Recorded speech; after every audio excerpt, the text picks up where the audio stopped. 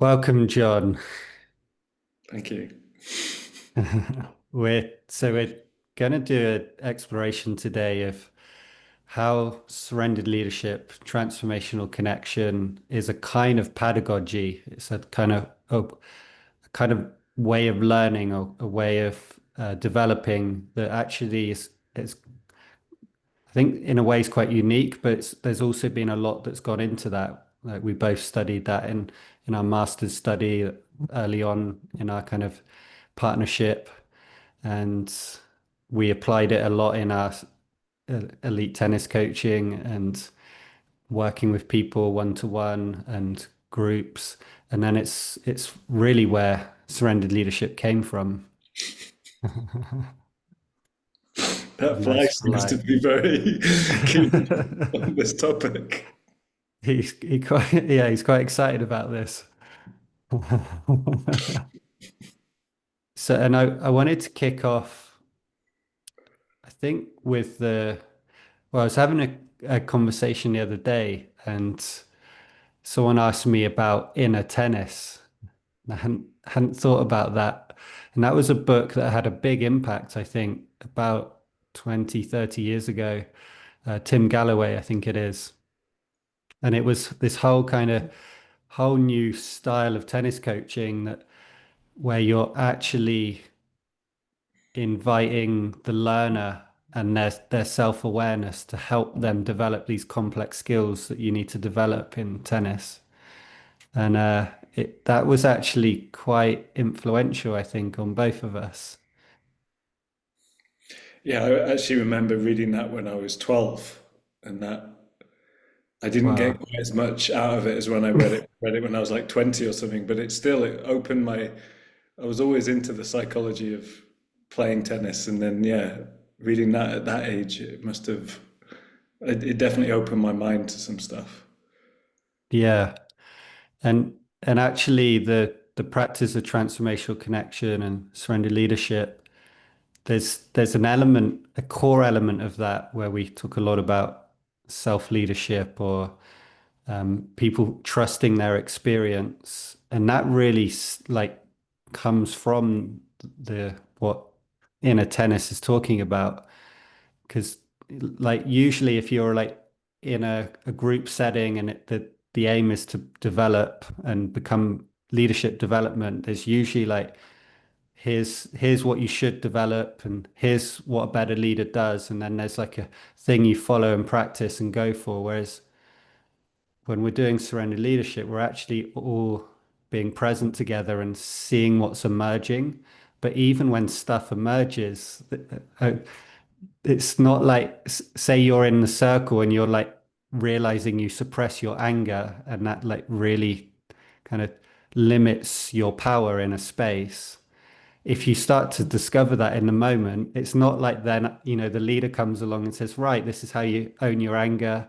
And all right, you three come over here, help John own his anger. It's not like that at all. You've got to actually yourself create like how you're going to navigate this realization you're having that your anger's suppressed.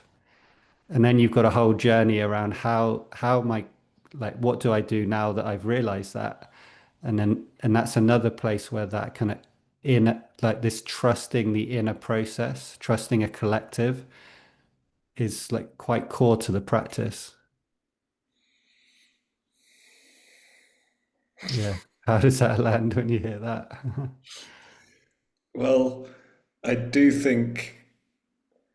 I think there's something that you're speaking to there of like the continual challenge that people are faced with within surrendered leadership. There's a certain intensity that it brings that leads to a different kind of experience than a more formulaic or kind of leader driven experience.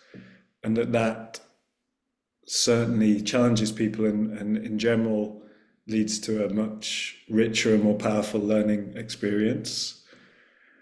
I do think, I mean, I do spend quite a lot of time with people supporting them, integrating their anger in circles. So I do think there's a collective wisdom around these things that does get shared within circles, and we can help each other out a lot within them, and still this constant exploration of emergence and like what's the next thing when we're present together does kind of call forth something continually for people. And that does remind me of how we used to train kids in tennis. There was a certain quality of relentlessness that we wanted to expose them to a lot, seeing as like what they were going to have to face in a match, which was always going to be, yeah, tough things could get thrown at them. So it's like we definitely want to close down skills and focus on them to give like enough so that they can get success and traction and developing new skills. But as soon as that is done, we want to test them with it. We want to put them in a challenging environment so that they can learn to bring those skills under a more challenging environment. And that's certainly what people get a lot of in surrendered leadership. Yeah. And that's where we're really getting into pedagogy now, where the more closed you make a skill. So let's say in tennis, it's like the player can't hit topspin on their backhand, and that's quite important if you're going to be a good player. But if you just keep putting them in a match situation, the pressure of the match, the competition often is too emotional, too intense for them that they will rely on the thing they've learned. So they won't try new skills in that environment. So it's too intense. And then you can go to the opposite end where you just throw them a really easy ball and then it's very safe. Doesn't matter if hit the ball out, and then they can start to try new things and start to learn new skills. But if you keep just doing it really easy, then when they go back to a match, they can't handle the competition at all because they've just been getting easy balls. And in a competition, you never get easy balls because the other person's trying to make it difficult for you. And there's just so much happening in a match environment. Yeah, and I guess this is where the thing I want to speak to try and make it more visible. The example in tennis coaching would be the coach just giving loads of instruction, telling the players exactly what to do. On Monday, we do forehands and we just tell them loads, really simple feeding, and it can look great. It's like, wow, look, the coach is telling them so many things. Their forehand's going great. The next day, we do backhand, the coach is telling them loads of things, and that's going great. But actually, when it comes to a match, which is the thing that people get judged on, or like in our case now, it's like how people are in their lives. If they've just had like all this cognitive information from a coach that might give them the sense, but they don't have much embodiment in the environment where they're actually being called to do it. So it's all very well having a forehand when it's just repeated, but in a match, you'll never have that many forehands in a row. You'll have to do a backhand, you have to do other things. So we always want to make it as realistic as possible for people. And we want to create environments where people learn things themselves. Because if they learn them themselves, then they're going to stick under pressure like they're owned. And they're going to, like, that's where we would see that happen in a match. So we actually want to create environments that might not look as good for learning. Like to the outsider, then, oh, you're not telling them what to do. And like, this is complex, but actually the difference that would make once they get used to that kind of environment and they learn things for themselves, then they can just take that into the match court and have so much more success. And that's the idea with surrendered leadership, that in general, it's closer to life. So if you can develop things in that arena in your life, it's going to be that much easier. And as you start to share on this, I notice it's like a sense of aliveness comes into your voice, or like there's a bit of passion, maybe even a bit of like, don't know, a bit of purpose or something. Like this, yeah, this seems quite important for you personally. Yeah, I mean, I would say that it's like I've done my 20,000 hours of practice with this. Like I've been creating learning environments, mainly in tennis and then now in surrendered leadership, but yeah, doing this for a long time with a lot of passion of like, how can people grow and develop the fastest? So, yeah, we 20, 30 years ago, we were looking at like, yeah, what are the unique, what are the different ways that we can do this? That like, we went super deep in creating the right environment for that. So that, and especially in the tennis center where we wanted to show that more holistic methods that were better for families and better for kids and had them developing themselves as people as well as players.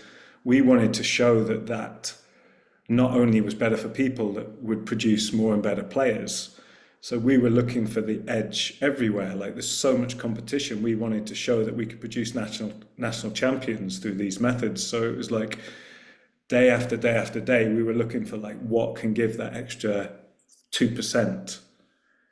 And we took that straight away into transformational connection and surrender leadership. We'd already done that for decades, and we were like, right, okay, we're in a new arena that's actually more exciting to us now. It's not just about how you play tennis, it's about how you live the best life you possibly can.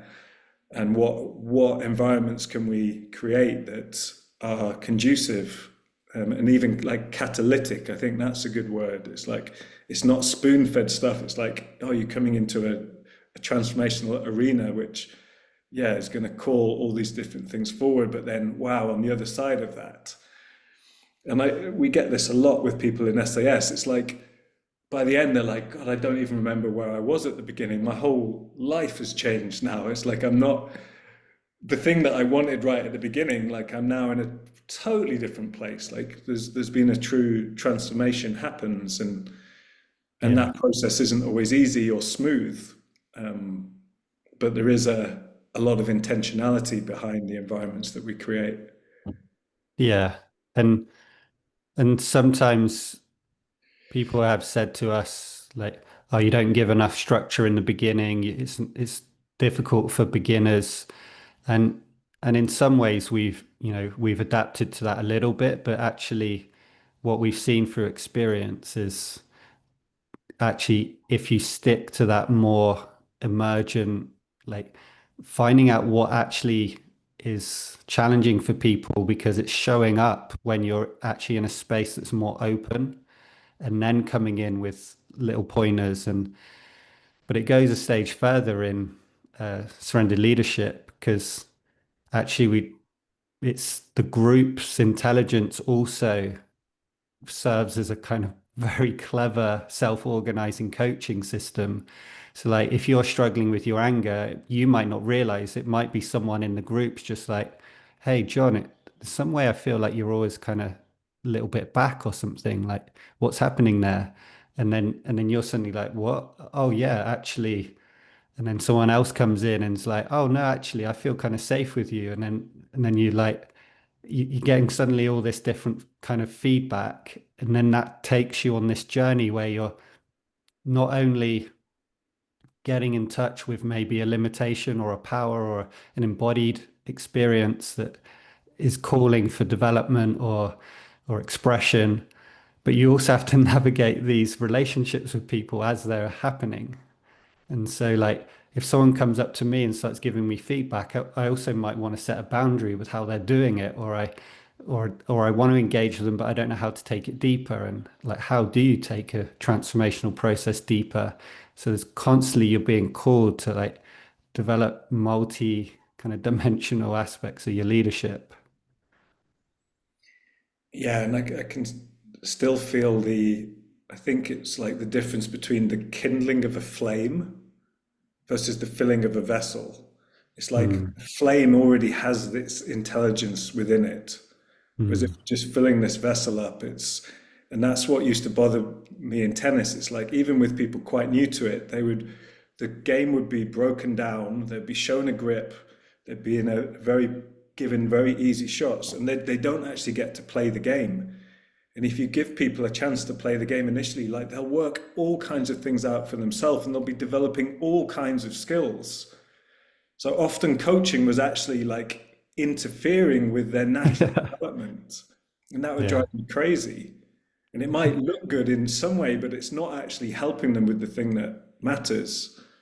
And that's just the same in surrendered leadership. It's like we've got all the imprints within us to do this. The intelligence lies within us. And then it's like, how can we create an environment that stimulates that? So that we're just, yeah, supporting something that's already within us rather than having to break it down and start from absolute scratch.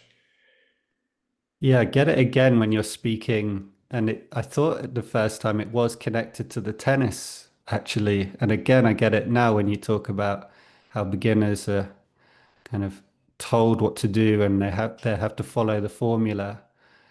There seems some fire around that for you. Yeah, I don't know how much is resentment based, but it Do you get a sense of what it touches or like where that fire is, coming from? Or I think there's some, like it hurts me when I see this happening. It's like people are missing out on something. It's like a kind of delusion, collective delusion that people can get into that seems very pleasant, but it's actually detached from what it's actually about or the potential. I think what that touches in me, and I get a little bit of grief, is like watching a child, and almost all ch children will have some kind of athletic potential, even if they're not, but some can have like quite a lot of athletic potential, and they seem to love tennis or whatever they're playing, but in this example, tennis, and then they're suddenly like given all this like stuff to learn, and then when you've got to learn that stuff, you're in a different kind of relationship with the people who are teaching you because you've got to meet their standard, and you're constantly getting information. They're telling you when you're not doing it well, so you see their mindset goes into, we used to call it ghost presence, because it's like the spirit of the child kind of goes to try to fit in. And actually when you let their natural, like their flame, like, and they find like how their body moves from their spirit, it's like it's so alive. Or and it's quite touching actually, them finding their swing, or their essence in their skills. Yeah, there's a lot of emotion in me now. I think it is a grief. It's like the way I feel about factory farming, like this ordered structure, and then like animals just being killed, and like it's like that feel of like watching certain pedagogy, and there's an innocence in it. Like we need to be fed, and people are doing their best to teach things, Mm. but there's some sense of like, oh man, so much is being missed. And like, yeah, that's the strength of people's spirit, or the flame in this instance. Like, yeah, if that's allowed to flourish and given support in the right ways and really honored and listened to, it's like there's so much you can get from. Yeah. And I learned tennis in quite a raw way. Like I did, compared to you, I had great opportunities. Like I had, but it was still, compared to a lot of people, it was like quite raw. I didn't get that much coaching. There was a lot of training by myself or just with friends, and but that gave me so much. Like there's still something I feel now when I play matches of like, yeah, this person might have had all the coaching, but they don't have a rawness. And when we get in a match, I can just find my way past them. And there's Yeah. something of like that personal empowerment that I had that I want for others. And the one thing I also want to emphasize, because I can imagine someone listening to this and being like, but who cares about the tennis match? Like, why prepare them for a, and I actually think there's an interesting paradox in that, because actually what tennis is a match. And that's what it is. Like that you play to 6 games, and when you get a set and you got to win 2 or 3 sets to win a match. But in the match condition, I actually think that the paradox is it's the highest form of collaboration in the competition. So like if I play you, we're agreeing that this is the rules. We're agreeing that we've got the same size court, that the net's the same for both of us. So we're making it as even as possible, and then the game is structured so that we have to really find our skills, our strategy, our physical fitness, everything is involved. So we actually, through the competition, really find ourselves. Like if I'm weak on stamina, that's going to show up in the match. If my serve it isn't very accurate, it's gonna impact me. It's like the competition allows us to really discover what's really happening.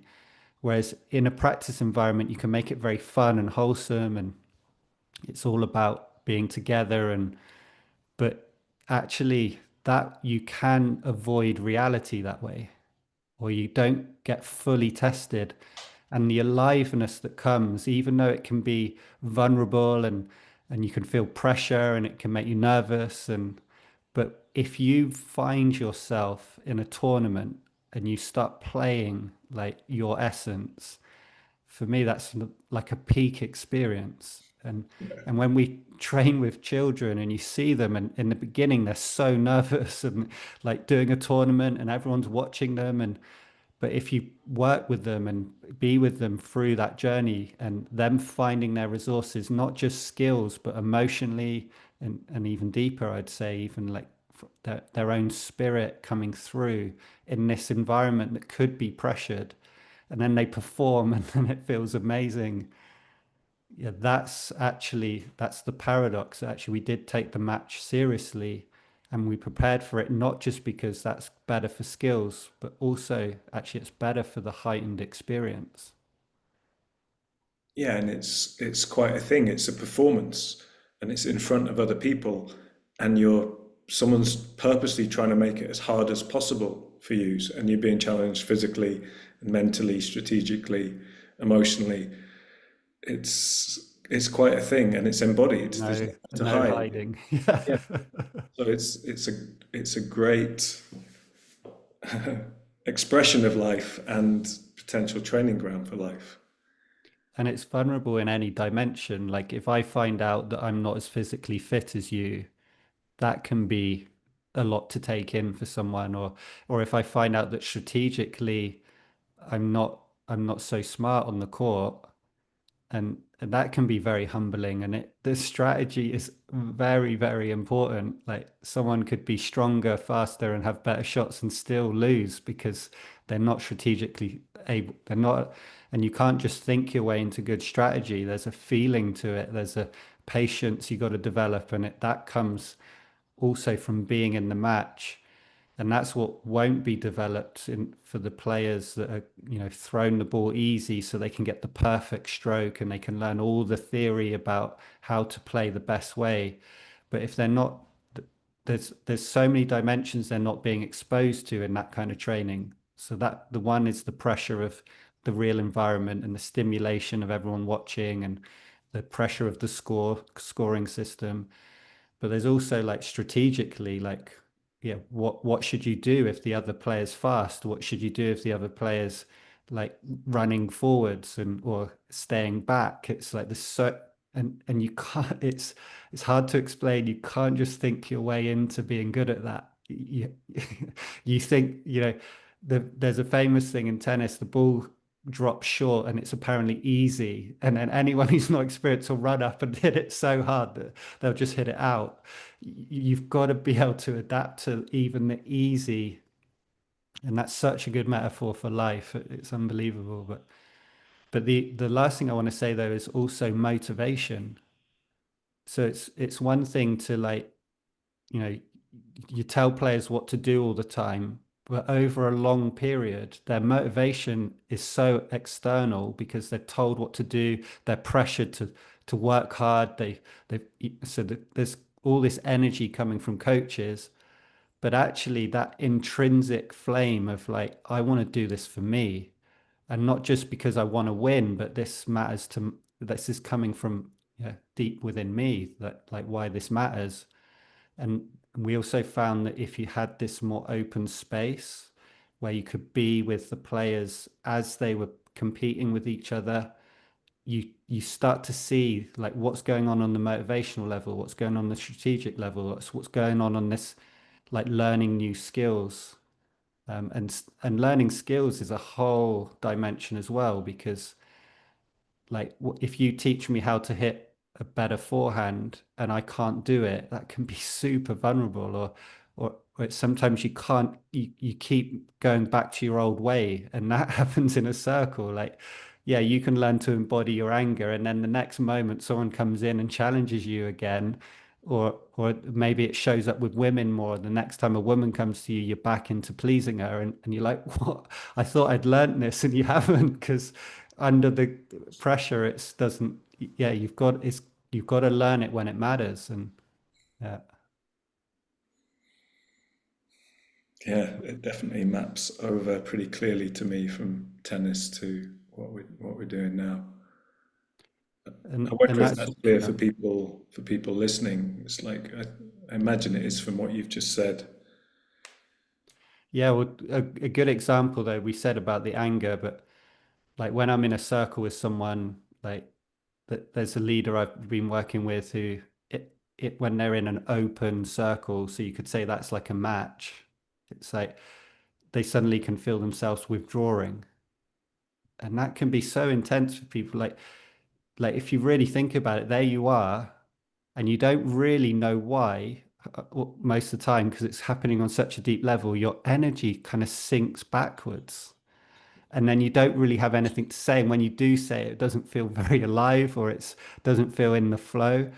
And there you are, like, what do? If you push yourself, it can feel even more inauthentic. But if you just stay in the withdrawal, you can feel lost in it and it can even get worse or like even more.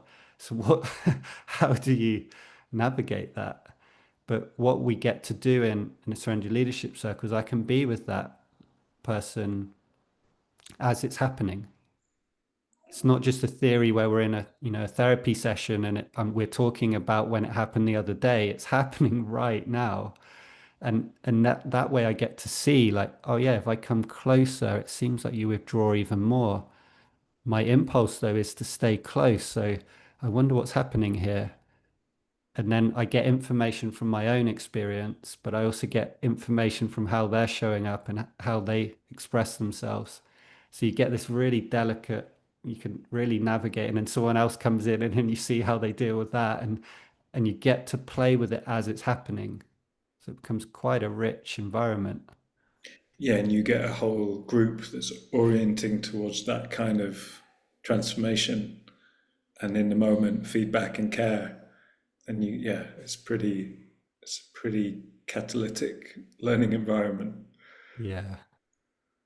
Well, and the other part of it that's also not seen often is if we're in a group and I take the lead as the leader, which can be wonderful, I'm not saying that can't work sometimes. Like we've got a colleague that we're very close with who's I would say a world-class psychodrama leader.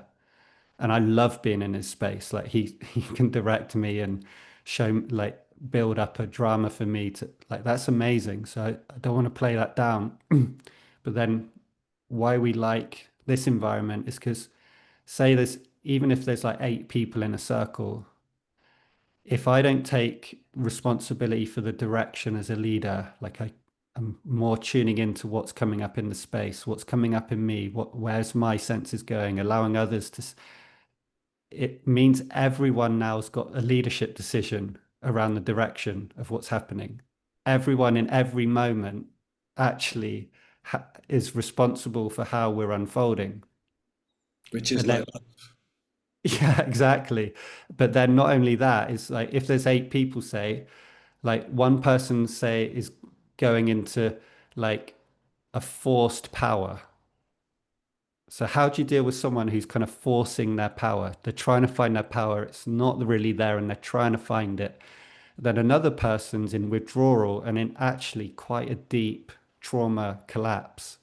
And then another person's like in their heart and really in the flow. And how are you dealing with someone who's like more in their heart than you are in that moment? Like, how does that touch you?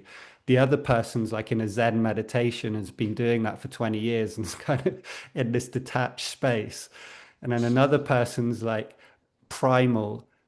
And so you're having to navigate, like, how do I respond not only to each person, but the dynamic that's being created by all these different energies?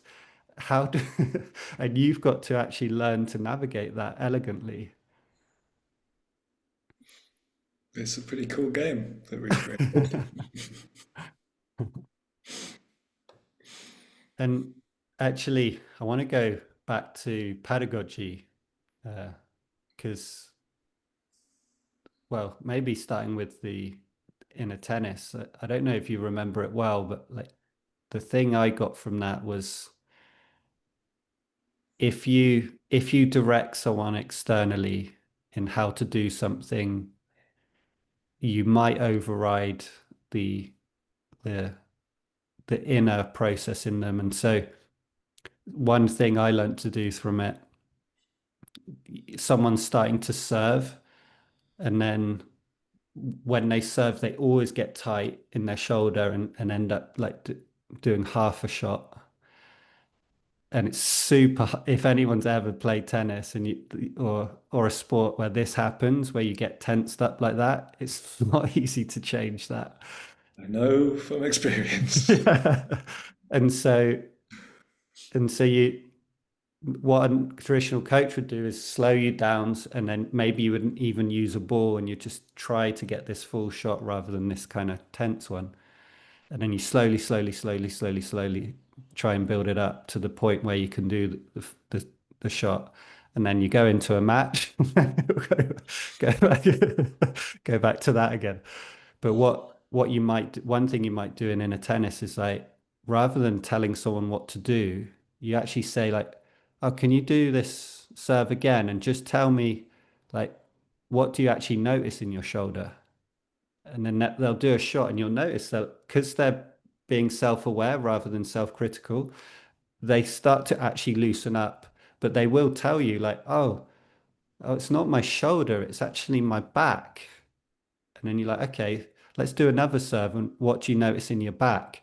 And then they'll do it. And then suddenly their back will move. And they're like, oh, yeah, it's not my back, it's my hips. And you're like, okay, so let's do another serve. And then you just explore with them. And as you explore, there's all these different ways. And it does two things. It moves the attention away from like, usually a tense shot is because you're focused on the outside or you're focused on the pressure or you're focused on your insecurity. As you turn someone towards their inner felt sense, that actually loosens up stuff already. But then as you focus them on the inside, they start to find their flame. And then it solves a lot of the technical issues anyway. Like, And and then then, it's self-leadership.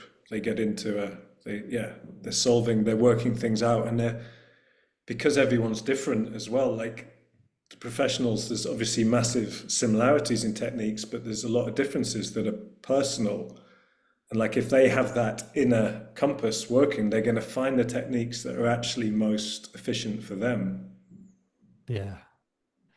Who was your mentor again that we got a lot of this from as Keith well? Reynolds. Yeah, Keith Reynolds. And I remember one time he came on the court and he's like, let's just play and like let's play and be as light as you can.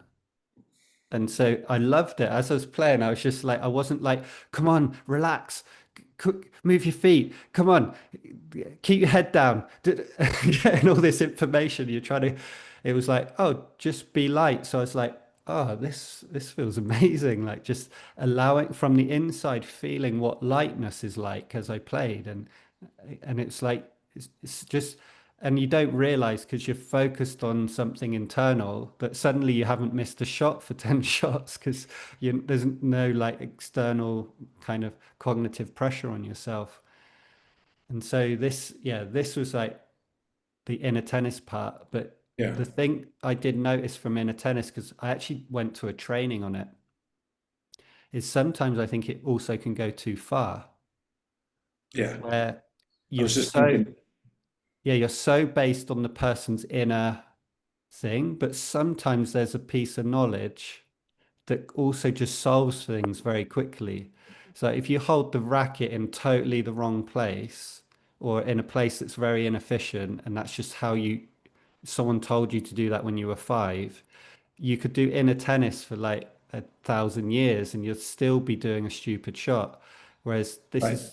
this is where using like clever mechanics and stuff can come in, and sometimes we can just be like, no, try this, but then go back to the feel.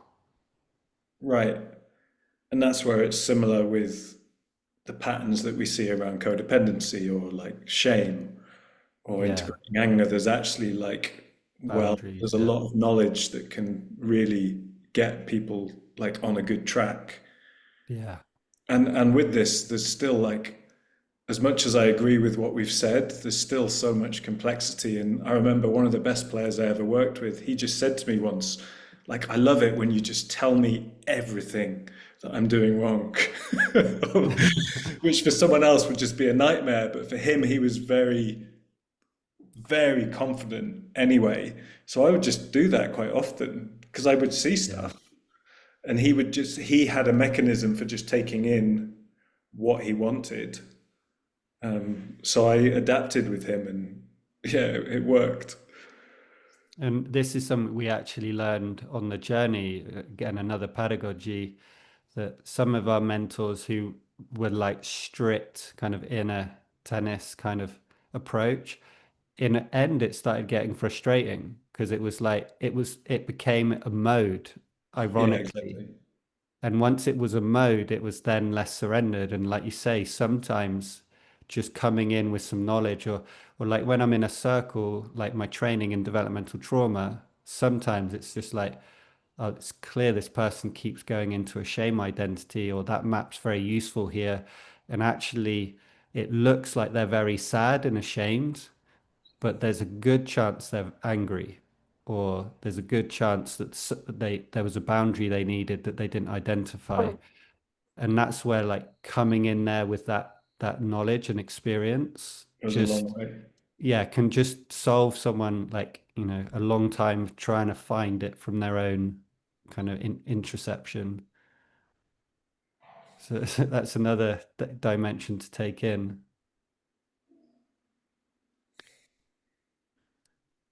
How's it going?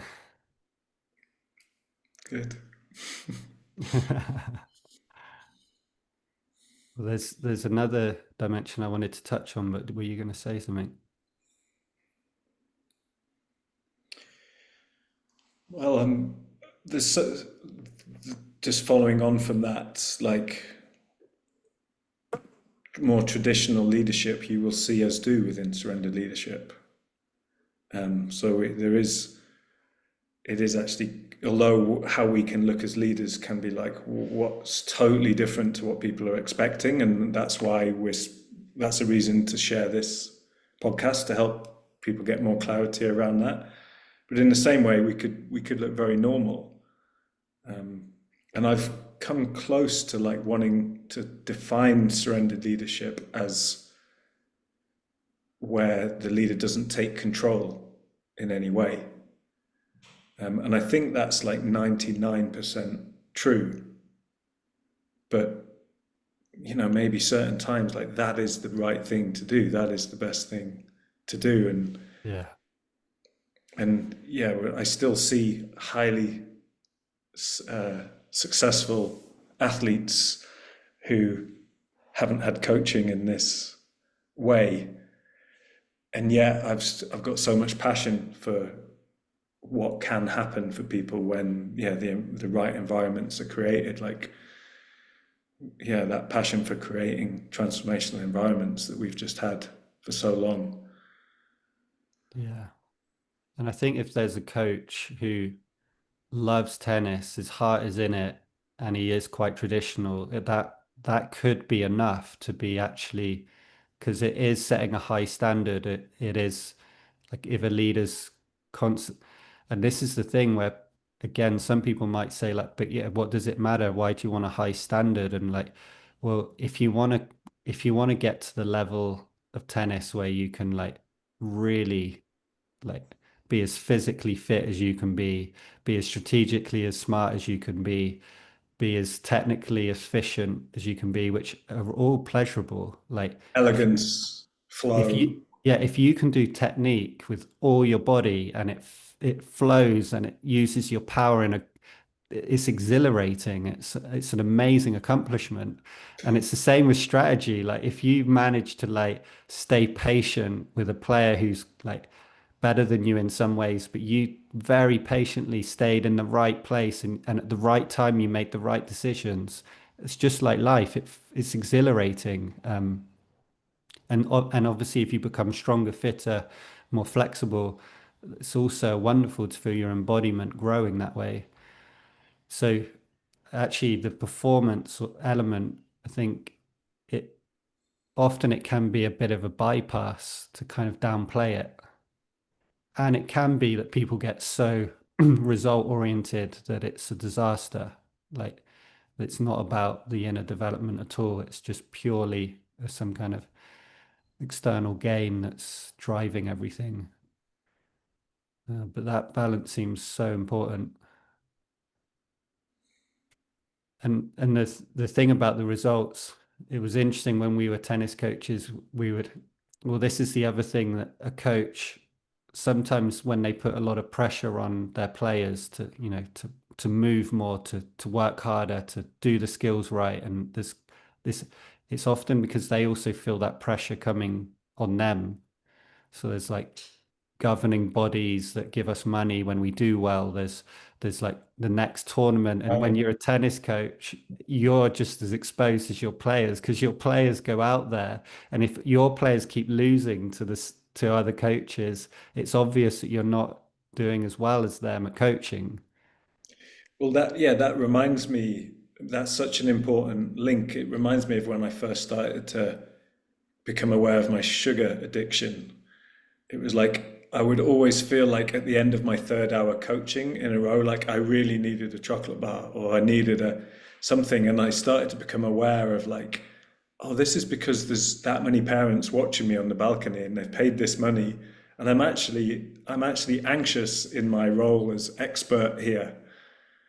And that was really, because I used to feel I had to eat like every 2 or 3 hours. That was my life, and yeah, when I started to become aware of that, then I could actually process that anxiety and learn to surrender. And that's why that's our number one value as a leader. Like, can we surrender while we're leading? Because that's essentially letting go of all those other shoulds of how this should go, which in a way interferes with the best performance that we can do. Yeah. And when you've got your professional reputation, like if you get known as a coach that doesn't work well with players in some way, or you're too strict, or you're too relaxed, or your players don't win, or they don't learn their skills well enough, the word spreads, and then you've suddenly got less people coming to your lessons. And but then if it's going well, then yeah, your club starts to thrive, and people want to be there, and the energy's high, and it's exciting. And the thing we would have is the governing body would come in and come to assess us, and they'd come in and they'd be like, what's going on here? Why are you guys not shouting? We should be able to hear you from the balcony, and we can't hear anything. And like, how come you just keep going up and talking to the players while they're playing, and like all this stuff? Like, where's your lesson plans? And like, we want to see the whole year up on the board. And so and but then they would be like, yeah, but you guys are pretty lucky as well. Like you're a smaller club than all the other kind of big academies, but you've got this amount of players All in the these national. amazing players. Wow, you You're must have so had talented players show up here. And we're like, no, like we've created this from the bottom up. Like, that's why we're having so much success. Don't tell us to do things like the clubs. But it was funny that never kind of never was like, oh, hang on a second, guys. You're not shouting in the same way. You've got a smaller club than the other big ones, like the really big centers. And even though you've got half the players, you almost got as many like high competing players as they have. Uh, what are you doing? Never ever had that. It was always like, why are you do?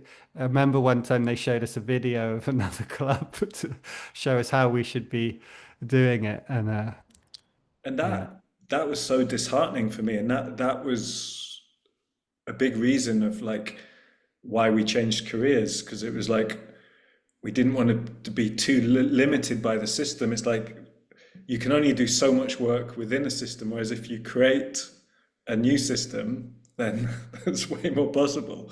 And there was something yeah, about that of like, oh, there's this new way of being essentially that's within this modality, and there was something about like, oh, this is creating a new system rather than working so much within. And obviously you're always working within systems, but I think that was a lot of what drew me. It's like, oh, we're going to be able to create more change with what we're doing now, and that's been the yeah, case. yeah. And in terms of, again, pedagogy, I mean, I actually want to go back first, as because we were studying. We both went into a master's study. It was called Critical Global Studies, but it had within the study, there was actually a lot about pedagogy and the theory of learning and philosophy around learning. And I remember I picked up this book, I think it's called Paulo Freire, like a, and then you got Freire. Montessori, Steiner, yeah, Freire. So we started reading these alternative, like, and writing essays on these alternative, and they were very interesting because it was like at first it blew my mind. It was like, oh, you have a school and then you don't have a teacher at the front of the room and actually all the rows of kids, and it was like, oh yeah, that's not like how nature made us. That was the structure that we created, and it was very linked to military systems and factories and stuff like that. So it was like, oh, so that doesn't actually sound ideal for children. And then there are all these democratic, open systems for working with children and lots of so so that first of all was like, okay.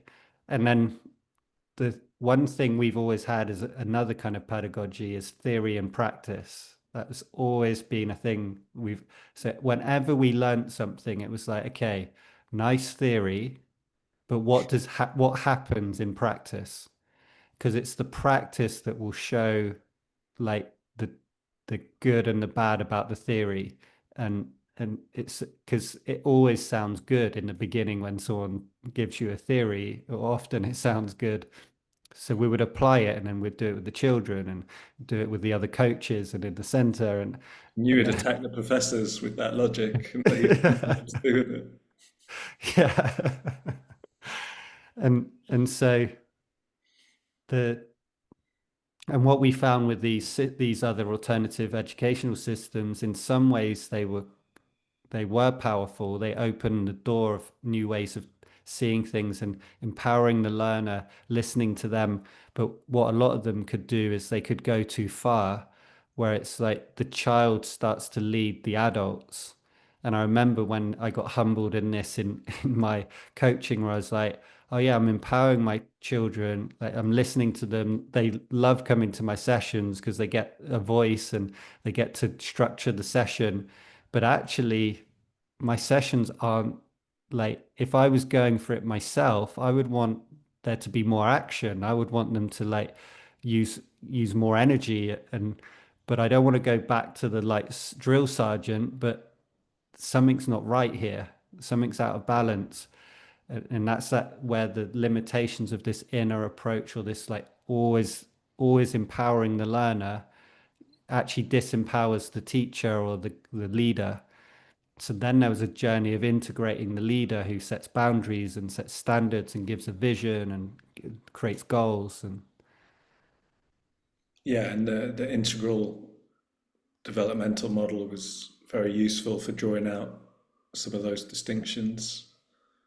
yeah, There was something else I was thinking of. Yeah, because like we took it, although we did apply this to working with street children and had the street children like do incredible things. So there was a lot of good in it, but it was like when Oscar went said to his parent, like, "You're just a product of society, mum," and like the street kids. 10-year-old boy.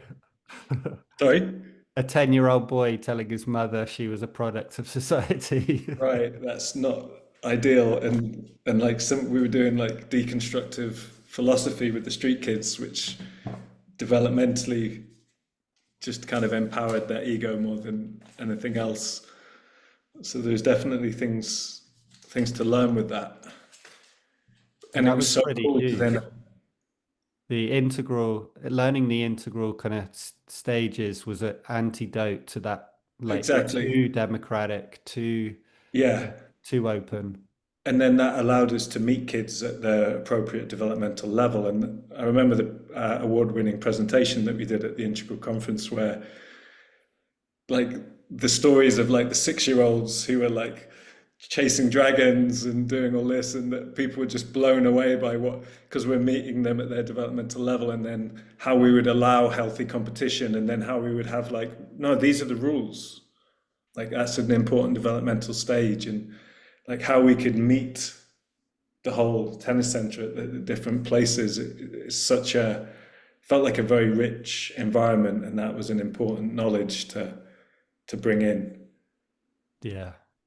And that's also then a backbone to the work we're doing now, where it's having us being careful of the model again, Very careful of that model. because the model has its own limitation again. If you get too structured in like this is where everyone is and I'm here and everyone else is there, and but it does help when you're with someone and you're like you've got a sense of like actually the complexity of what I'm asking of this person, or I think I see this leader could do this, but actually like if I understand the developmental process more sophisticatedly, I might be asking too much, or it's yeah, I'm going too fast, and that's actually as bad as not going too slow. Like if you're pushing people beyond their complexity level, uh, but you got to be careful if you think you know what someone's complexity level is and all that.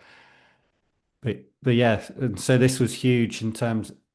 There was also like the consensus model, or like it's a lot of people know it from like a kind of postmodern critique of where it became so important that everyone had a voice, and that was the big thing of like in traditional, it's like the the leader's got the voice, the teacher's got the voice, and the kids don't get the voice. So then it was like amazing, like, oh, if you give children a voice, they actually are very bright and they give amazing ideas and it's alive and you can engage and you develop a relationship. But then it's like, then you're waiting for everyone to have their opinion and everyone argues and it takes forever to hear everyone and it gets so messy and inefficient. And the funny thing with this for me is like working with millennials, like in recent years, it's like this different generation who have been more empowered. And there's some, like, in me, there's some sense of like, God, they're a bit cocky or something, or like, why aren't they respecting the hierarchy here, or something like that. And there's a, like, we learned the hard way, or we learned about the limitations of that. But still, I'm like, yeah, we fought for that greater empowerment, and now, like, with people who we work with, it goes so far. Someone who's really like orienting from their self and has a self trust that they're going to be able to work things out for themselves rather than just following rules. Although, like, occasionally I can find that a bit abrasive. It's like I find it amazing, and like Yeah. glad that we kind of stood for that, and glad that Yeah. tweaked it over the years and saw the nuance around it more and more. And I think that's where the postmodern critique can also be too harsh because it's Yeah, so exactly. important. Because when I first got it, it was like it was hard to take in because it was like I was so used to that that the expert is the one you should be listening to, and if and then but and then I would go into that mode as well of like oh, I've got to kind of do it right by the leader, or I don't trust them and then I just leave. So it's a kind of all or nothing. And but but then when I became the person that was the tennis coach or the teacher or then I suddenly felt that pressure on me to have all the answers. And then you get into that mode where you're telling everyone what to do, and you're feeling under pressure, and you get angry when they're not doing it because all the pressure's on you to be the one that knows how to do everything. And to have that experience where you're with an 8-year-old and you're like, actually, I don't know what to do here. Like, I don't know why they can't hit the shot the right, like the way that usually works. And then you like ask them, like, what do you think's happening here? Or is there a way we can do this that would be easier for you? And then they just say something like, it would be nice if you could like actually give me longer, like where you make it easier for me. So I just have a bit more, lot more time to do that before they just come up with a little idea. And at first, if your ego is engaged, you can't take it. You can't take it because you shouldn't, and that's wrong. And you should have known. But then when you can take it in and like, okay, my ego comes up, but it's okay. I'm learning from those I'm working with, and it becomes okay to learn. Then it's so beautiful because now you can take in that information and it's better for you and for them. They're more involved in the process. You're getting better information and it's coming from the source. And then you can have a relationship. And that hence why we have quite an open format for surrendered leadership.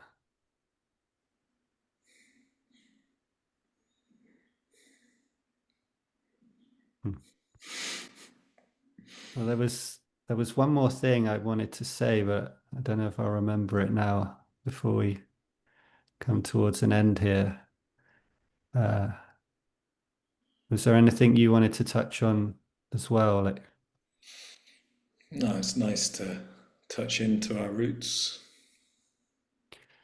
well, the thing I just wanted to end with is I think this is maybe like more on the kind of the emergent side for me of, well, this is like been the kind of last 10 years, especially, is this idea of a kind of cross-paradigmatic way of learning. And this has been like essential kind of, this feels like a step up from the kind of integral, like, okay, this is the developmental stages and I've got to guide people through those.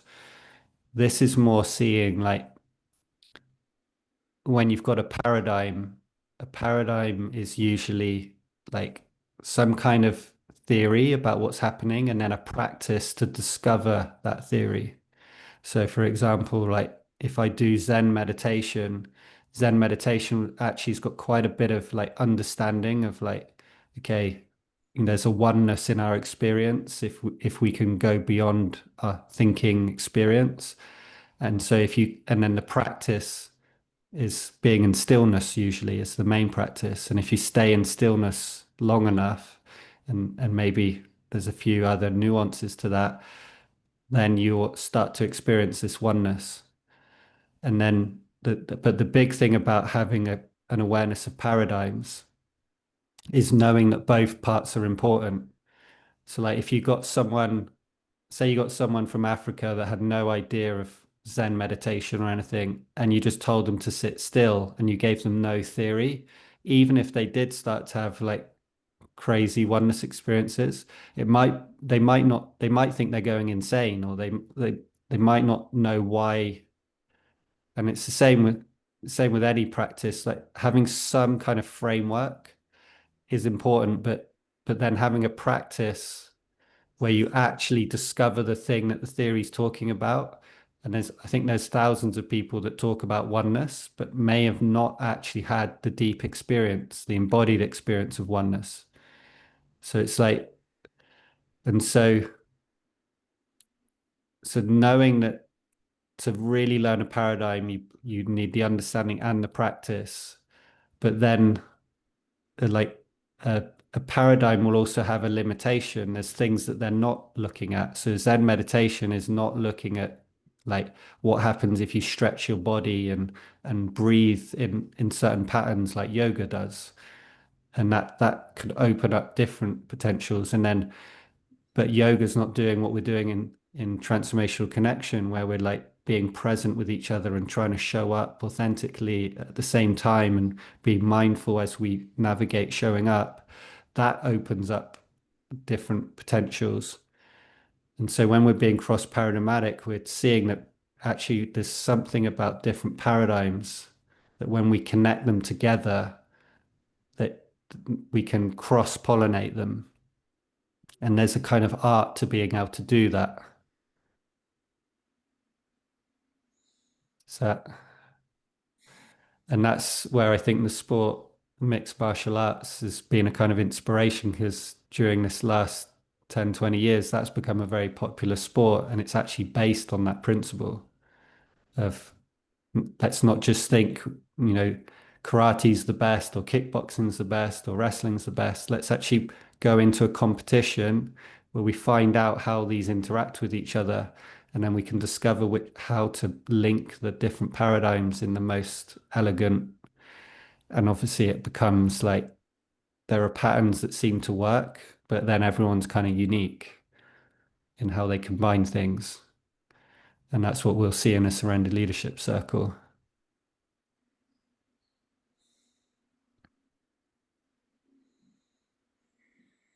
Yeah, I'm not sure.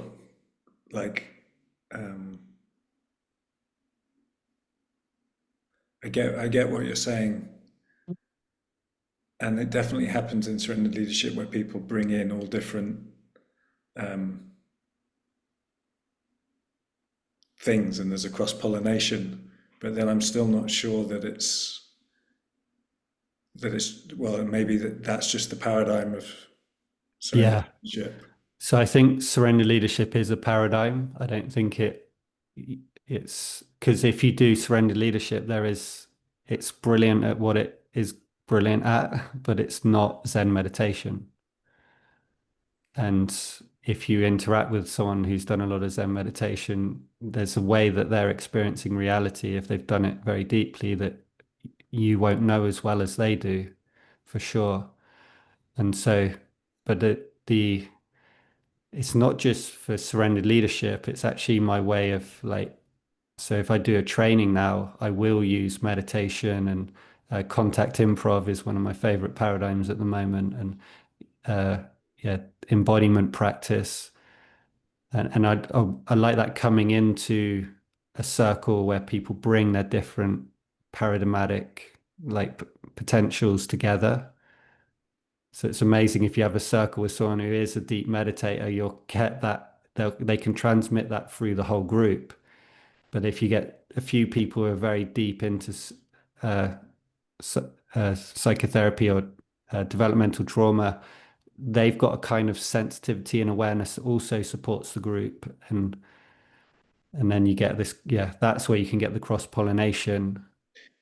Right, and it is a paradigm that is inviting of collective intelligence in that way. So you get the gifts of everyone in the group when it's at its best.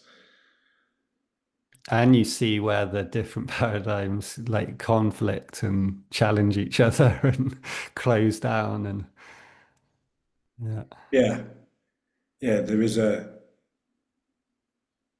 quality of like mixed martial arts where you actually get to see what is most effective in certain ways. And you Yeah. get to learn from a wide variety of disciplines. Yeah. And as a leader, if you're not so strong in, I don't know, embodiment or you're not like you haven't done a well, even something that can be quite unfashionable, like being philosophically aware, like, and you don't realize that you actually say things that philosophically are contradicted, and you say that quite often. That will show up in a circle, and if someone's smart on that level, they'll see it very clearly, and that does have a big effect. If you are, yeah, if you haven't thought through some of these deeper, but at the same time, someone who's not done their deeper embodiment practice, and they get very tense in the space, and yeah, there's not much aesthetic connection that will also stand out, and it can be quite triggering when you're around someone that's developed a potential that you haven't. Uh, So it's a good test for a leader to be exposed to all these different, yeah, potentials people have developed.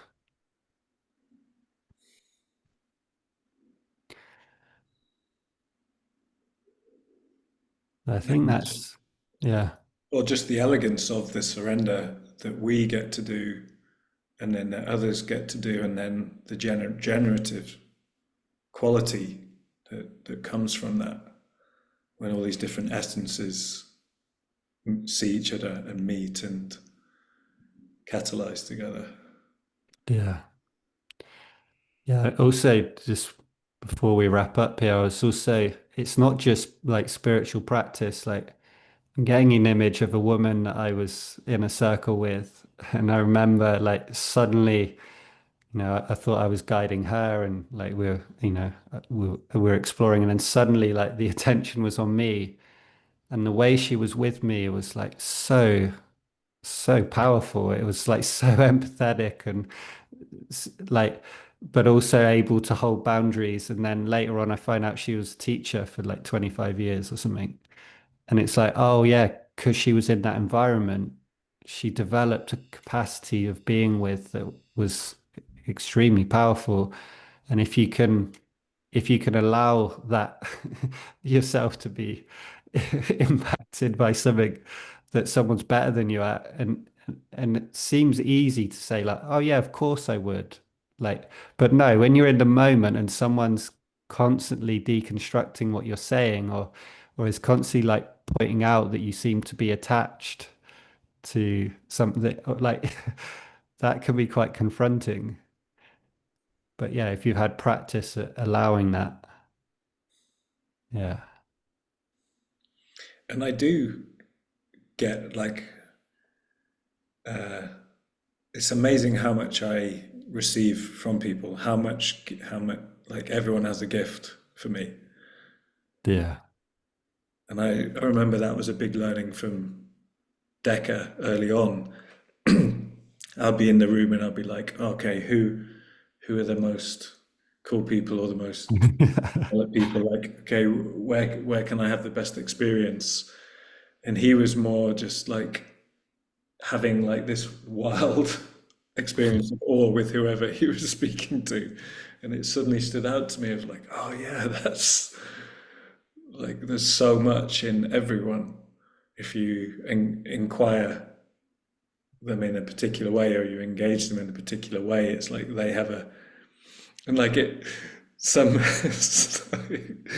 sometimes it's people who maybe struggled a lot in the circle, but by the end of the 4 days or something, it'd be like they're the one that have the exact key for your trauma that's just come out of them. Yeah. It's funny you got that from Decca because the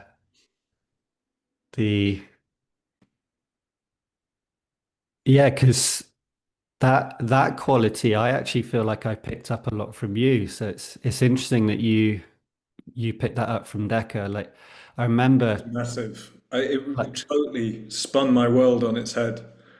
yeah, because I remember that thing of like I remember we were in a workshop with Decca there and I was like waiting to get my opportunity with him. And then I saw you in the corner with someone. I was like, what? That person but you were like kind of crying and like but I was like oh that looks quite good though but and I couldn't handle it. It was like difficult for me to like take in, and then I was like, oh yeah, I'm dismissed. And it took me a while to develop that capacity as well. Like I mean, I used to make fun of you saying you could be circled by the postman Exactly. because you were just getting so much stimulus. But it's been wonderful to develop that. And actually, just before we finish here, I actually want to touch onto the pedagogy of transformation connection, which was built from circling. And when we saw Decker do it, because even though we were doing all these things, we'd been learning inner tennis, we'd been studying all these educational pioneers, we'd been doing therapy and coaching, and there were coaches that took, what was it, Whitmore, that took the inner tennis into business, but made it more appropriate for business, the coaching for performance. We did so much of these, and then when I saw him circle the first time, I was like, oh my, like. what is it was almost frustrating as well because it was like that's so good, it's so close, somehow I know it, but Don't. that's way better, that's way better than what we're doing. And it was like, what is going on here? And I remember it's such a love came up, and then we just started trying to practice, and it was like, yeah, what and it was so the thing that was so mind-blowing for me is like, for me, it wasn't easy to get into real depth. Like, even when we studied philosophy, meditation, therapy, and it still felt a bit inconsistent, like to really have an opening experience and a transcendent experience or an emotionally opening experience. And then here's this guy, and he's like totally relaxed. He's having fun. The interaction's meaningful, but it's going deep, like easy, like, but it's elegant. I was like, man, like I want to. And I remember being so excited by it, but it was like vulnerable because I'm like, will I ever be able to do that? Because it looks so good. And then slowly but surely seeing like, oh, so it's based on being able to be with someone where they are. And it's about being present. Like I know that from meditation, but actually I've got to be present when I'm with someone. And then it was like, oh, but if you're present, all the emotions you don't normally experience and your shadow will come up. It was like, oh, okay. It's like this is this isn't just a simple thing then. And then it's like, okay, so if I'm with those in a way where I do it in service of being in connection, actually people like to receive it.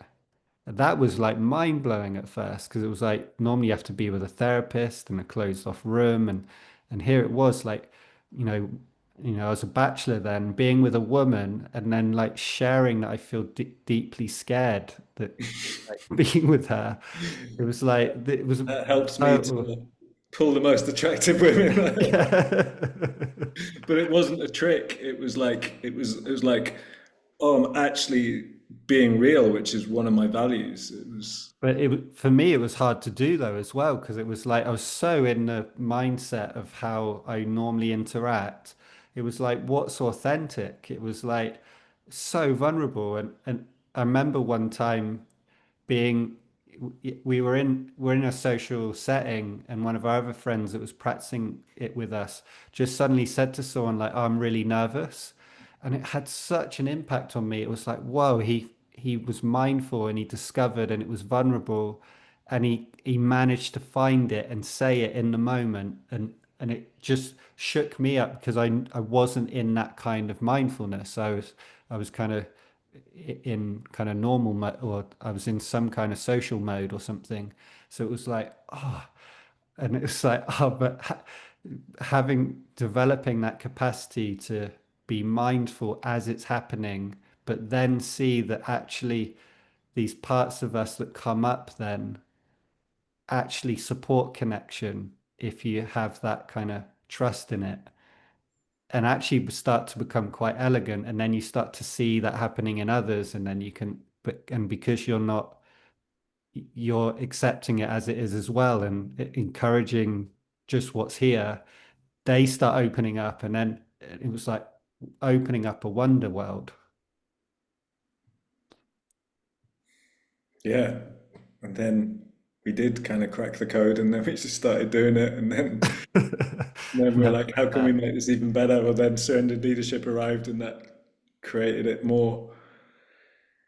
Yeah, But that was the most powerful pedagogy kind of shift, and we would do it in the tennis center, and and with the kids it was instantly, and it was easy to calibrate as well because with children you don't like push them into deep emotions or like or start crying with them or something like your presence doesn't, it calibrates to where they're at, but there was such a more elegant kind of connection. And there was these famous situations as well where like kids can be pretty rough with each other. Like they are like, and they would often just be like, "Oh, he hit the ball at me, and he's not. he's an idiot and I don't like him anymore. And he's shouting this out on the tennis court. And then you just say, oh, wait there. Uh, David, can you just tell like Craig what you just told me? And then he, then he would turn towards him, and you could see already the vulnerability. And then as soon as he started, like, you hit the ball at and then they both just start crying and connecting. And then it just solved it straight away. It was like it was such an exciting relief. And I think that was partly where we then saw like, okay, if you're going to work with players, these are young players, everyone's like trying to work on their technique and push them in their fitness, but it's like it seems one of the things that's having the biggest influence on them is their relationship with their parents.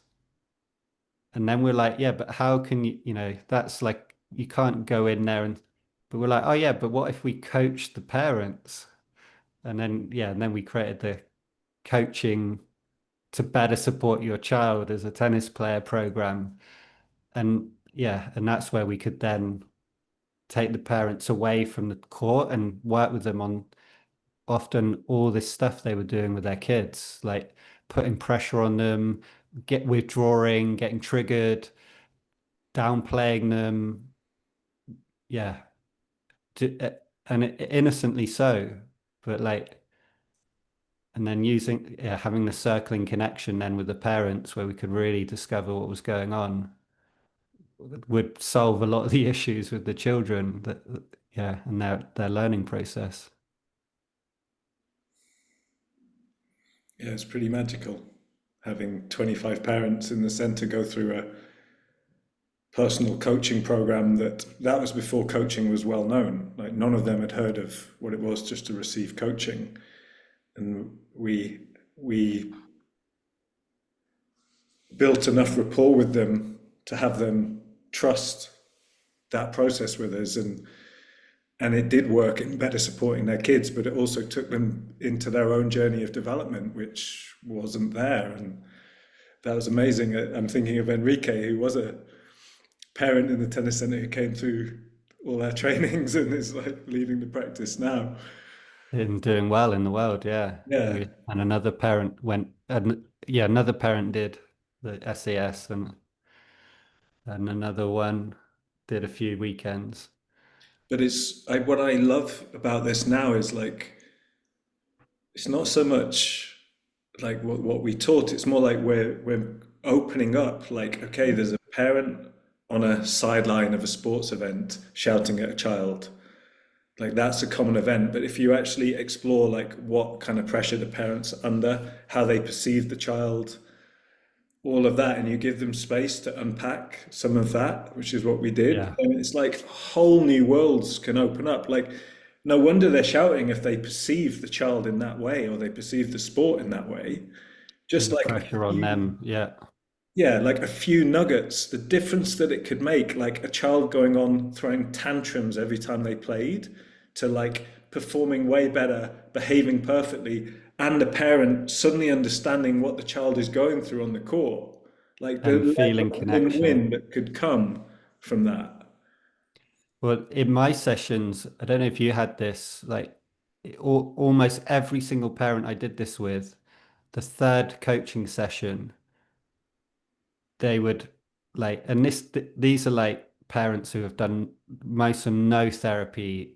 They don't even, they don't even read books on personal development or anything. And here they are with a tennis coach in a, coaching session, and they start crying. And they're super like worried about it at first, but then when they see that I'm like totally at ease with that and like welcoming, then what they would share is like, I you're going to think this is bad. I say this, but I love my child. But it didn't feel bad at all to me because it's like I know the difference between theory and practice. Like it's one thing to say you love your child, which is always usually the case, but to feel it in your body, opening up in your heart, seeing them on the court when they're struggling or when they do something well, and you actually get that well up of and that energy is allowed to move in you. No wonder the parents were so moved. And the thing, I mean, the whole thing in the sports world, especially in the tennis world, but it's all through. It's like parents were the trouble. Like, Exactly. what are we going to do with parents? It was like, what do you mean? What are you going to do without parents? Like, they're so central, and who who better to support who is so close to the athletes? Like, how that's the most meaning possible, but also how would you start? Like, how do you influence a parent on their parenting? And it's like, well, we're not influencing them on their parenting. What our expertise is how they can support them as an athlete. But when you do that, and that's what the program was, like how can you be a better support to your child as an athlete? Then just going into that issue, that then opens it up and they bring their own parenting issues. And yes, a parent who's kind of hard on their kid or kind of distant or feeling a bit critical, or you start circling them or coaching them, their parents always were like that with them. They've not got anyone around them that's ever present with them and supportive. So no wonder they just then relate to their child like that. And then as you're being with them and they feel that connection, I can feel emotion just talking about it. Just yeah, as soon as they feel that, then they just straight away apply that to their child, and then when the child feels that love from their parent, then it's like game on. Like, here we go. Like, now I can play. I don't feel my mum's against me. She loves me. She's now like seems to be encouraging me in a new way and allowing me to learn for myself. It's like such a win-win. Yeah, it was pretty cool. I actually remember the first coaching session I ever did. It was when I was in my first coaching training. So it was the first time I'd ever formally coached someone. So it was a long, long time ago. And in one of the early sessions, she actually started shaking, like full on tremoring. And at the time, like it was a bit too much for me to know how to deal with. I think I even changed the subject or something, which is like awful to think of now. What I love is that we were starting to kind of get into like what was really going on in these environments and hopefully bringing love and consciousness to it. Not that I did in that in that particular moment, but we did overall. And yeah, I learned pretty quickly of like, oh yeah, not to make that wrong, or not that I made it wrong, but just like, oh yeah, be with that, and like it's okay, Yeah. it's natural. Especially if you're exploring your relationship to your child, it's so deep and intimate. But if you've got no intimate connection with anyone around you, actually, or very rare moments, of course, you're not going to feel that embodiment. It's so amazing to have that experience with a parent.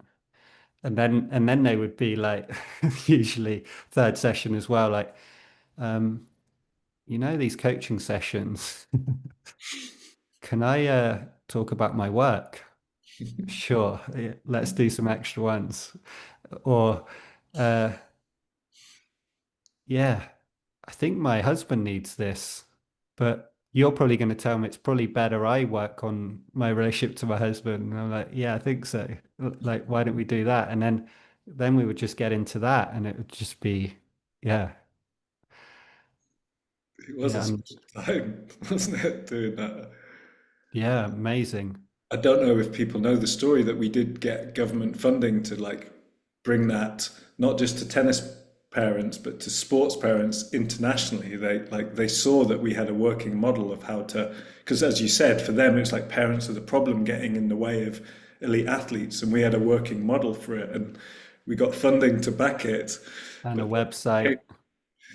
yeah, when it came to sign the contracts in the London office, suddenly I was like, oh, I don't feel that enthusiastic, and because we had discovered transformational connection then, and like we were like, this seems to have more aliveness. I think we're going to have to follow this thread and create what was circling Europe, and Yeah, I'm glad yeah, we did, but I still really value. I wish that project could still be done somehow. Or yeah, amazing. Yeah, maybe we will get to do that because to be with the parents in that way. I mean, our friend Nunu is doing it in Portugal, and so it's yeah, it's very powerful. The there was something else actually. Oh yeah, that just the thing you said about the children, because sometimes I started to work with younger children, like 4 to 6, and I hadn't enjoyed that when because it's so they're so like my daughter's 4 now. It's so funny. They're just all over the place. Like if you're trying to teach them skills, it can be quite frustrating. But but we just started like playing with this idea of the different developmental levels. And I absolutely love stories and archetypes, as a lot of people know. So I just would go on the court and I would just create a hero's journey every session. So it would be like, okay, the wizard of doom is coming to get us, but I know the way out. I know that we can escape if we go across the river of never-ending stories. And they're like, "Oh, can we go?" And I'm like, "Yeah, what do we have to do?" And I'll be like, "To get across this river, we'll fall in unless we move our feet really quickly." And then all the kids would be moving their feet like that. And then we'll be on this adventure. And then it's like, "Oh, now we've got to go across the bridge of no return." And then it would be a new skill to get. And it was so exciting for me then because it was so frustrating trying to teach them in the traditional way that you would at a later developmental level. Like you can't do that to a 4-year-old. But if you're creating stories with them and it lights them up and it lights me up because I get to be creative, it just like transformed the experience. And then you get all these little kids and they become really good at tennis really quick, but it's they think they're saving the the magical pig from the dragon or something. Yeah. And that the atmosphere that we used to create there, because that's where the governing body and like all the parents on the balcony watching were like, how the hell have these guys got 5-year old kids training harder than like a lot of the 12-year-olds in the class, like how they're doing their technique perfectly, they're relentlessly, and they're loving it, and they come off court like absolutely like, what is going on with my child? And like that created a buzz that I think that was part of why people bought into coaching with us as well, because they could see that like there was some magic happening. And it was all the factors, wasn't it? Because it was yeah, magical understanding magical thinking and also tapping into our own magical thinking. Like yeah, I love story. I get to love stories the way I love them, and but there was also then the moments of like bringing them in and hearing their ideas. It was the moments of like seeing. I remember one of the boys. I really liked him. Uh, he would get into this state where he was like he couldn't move. He would just stand there still. And it usually was some time where there was a boundary set with him, like and so he'd feel a bit told off. But he would just be stuck, and it was awkward. And then his mum would get nervous and like, "Oh no, he's doing it again." And it's like, and then I suddenly noticed that I was being affected by the nervousness, and like I was trying to like snap him out of it. And then I was just like tuning into him, and I was like, "Oh, you don't know what to do now, do you?" And like even me speaking to you is a bit difficult. And then he was just like in this kind of frozen, and then he just looked at me a little bit, and it was like, ah, connection. And then it's like, oh, imagine you don't want to be in this frozen state. It's not like you're trying to do it. It's just it comes on you and you don't know why. And then he was like, I'm like, are you a little bit scared or are you also angry? And then he was like, yeah, I'm scared and but I'm also angry. You told me I wasn't doing it well. I was like, oh no, that's not what I meant. And then slowly but surely we got connection, which was actually a quite a deep kind of collapse he was in or a freeze, but just navigating it gently, like not doing therapy on him, just naming what was there. And then as soon as soon as he felt seen, he was like back in saving the princess from from the evil prince or something. But like, uh, And the self-awareness that the kids developed, like my dad, who's was a professor of education, so he was in a professor of pedagogy essentially. When he saw like the notes that the 9-year-olds would write after their matches that would go into their emotional experience, their strategic experience, he was just like, this is off the charts research wise. Like how are kids able to, and we were like impressed with like their meditation. Like for us it was relaxation training or awareness training, but some of them could just go into the present moment at 8, like in profound ways.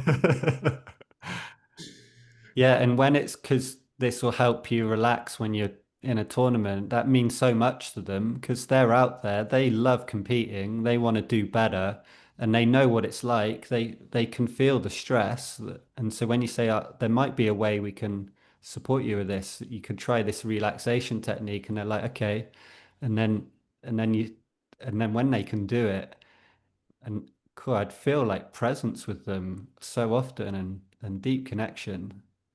And And that that was before, yeah, that was before mindfulness was mainstream. So for us, we were kind of doing it a bit undercover because we had discovered like all the benefits of that, but we hadn't, it wasn't normal. It wasn't in the mainstream culture. and the last thing for that though also is the meaning for the coach. Like if I have to go on a court and motivate kids to like work hard and learn difficult skills and compete and it's a bit rough. It's like you got to constantly be like pushing. And then if a group of children are in that ghost presence or in that kind of that just they're slightly rebelling or they're just pleasing, that's not enjoyable like experience. So like when you start to feel connected, like that child who's in freeze and he suddenly feels seen and he suddenly lights up and then he runs in the next time to talk to you and like tell you about something that matters to him and you feel that engagement. It's like yeah, amazing relationships with children. What's more meaningful than that? And I love remembering the successes, which were very real, and I'm remembering like how challenging it was with some, or you think you've made progress with a kid on something, and then they just explode. And just, Yeah, really challenging. Yeah. Yeah, some players who had really difficult issues with like or with their emotions and like anger and they couldn't hold it and it's quite a tricky to navigate, but also what a great kind of incentive for us to not be like, oh, these kids are a nightmare, but like what do we have to learn to support them with this?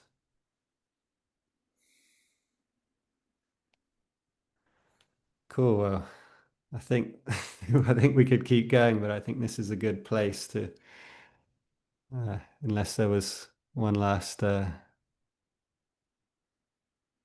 you said a short, will you just do a short one on pedagogy? Well, the one thing we didn't speak about was when we discovered surrendered leadership, because that was another pedagogy move. Yeah, that was. Yeah, I mean, the significant moment for me was I see the the flies come back. So yeah, exactly. this one. The being in that workshop, and I think it had been growing slowly but surely, but then we would do these circles where groups were in small groups and they would be so magical, these small groups, and then they'd come back together and then we would go back into like leader ask the group questions, they they answer the questions or ask us questions, we answer them, and it was like we're like, oh, we're back in this dynamic. And then we kind of looked at each other and we were like, well, this is about us being present and in connection. So like let's do that when we bring them in next. And it was like, oh dear. Like, I remember like everyone coming in and it just being like, okay, what's my truth? And I didn't want to ask them what questions they had or do you have any reflections? It was just presence and like vulnerability. And then you were in a similar place it seemed, and we were sat there, and it was like, and I think was only 5 minutes or maybe 10, I don't know, but it was so in like the presence was so alive. Collective presence. Yeah. And then suddenly the group was like, some were like frustrated that we hadn't said anything, some were like sensing the presence and they're like, no, no, don't go back to that, like let's stay in this. And then some people were like in conflicts around what was happening, and we're like, whoa, like this aliveness. And like, and then slowly but surely it was like that would happen more often. And then I remember one workshop afterwards, you totally got in that state of like surrender, and you were just like, it was like you were in a birthday circle, but you weren't, you were just in the room. And I was like, aha. And then we would go to uh we'd do workshops, we'd always do training with the team before, and then the day after, because we were open from, we would just want to continue, but we would do training after. But that just suddenly were like, because it wasn't a paid workshop, we would just like do that. We would just like be present and just see what happened. And then slowly but surely that just kind of slowly grew into all our trainings. And some of the things that would happen, like some of the releases that people would have in that environment, was like the veil disappearing in a particular way. Yeah.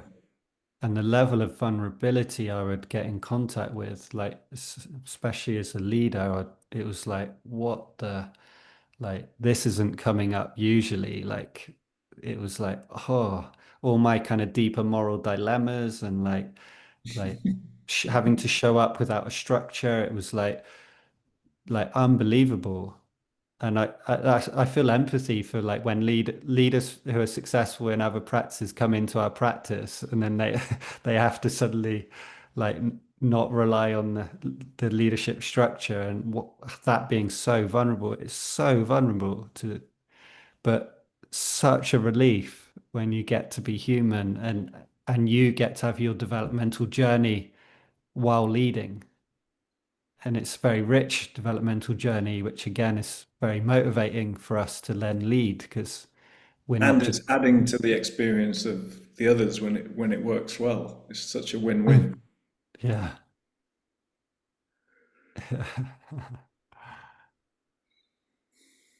I think that is a good place.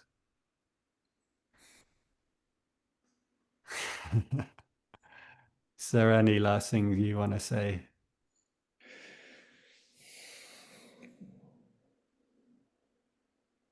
No, there's something of like I get some renewed inspiration on this.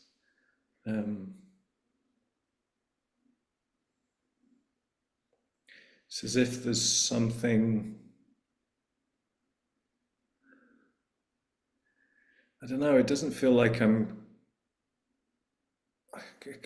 it doesn't feel like I'm having a problem or like losing motivation, or it just feels like there's something going on in me that has me like not be in that excitement at certain times. And then normally when I'm back in an event or something, it's like it's amazing again. It's not like I feel I've fallen off my path, but there's something where there's definitely like having been humbled over the years, or like things not working out as well as I had hoped or something. But at the same time, things are going better than ever. So that's not true. I don't quite know what it is. It's an interesting phase at the moment. Oh, I wonder when you say that if it may be both, like being able to open and experience like both the like places where it didn't meet the theory and the practice like showed up, or reality showed up in a different way to what was predicted. But then just how much has been created from this way of being. It's like I was talking to someone just the other day who's like a marketing specialist, and they were gobsmacked at like how how we've marketed our our practice and our work, like how little we've done on that. But in a way, it doesn't feel little because it feels like we've done it in this way. Like it's been in the same listening to the field, yeah, sensing what's there, following the subtle aliveness. So in a way, I've always been marketing, but I haven't been, yeah, it's by being with people and listening and being in presence. And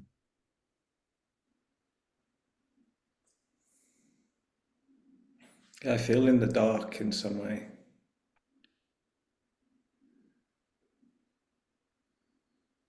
Like is there a little pain there?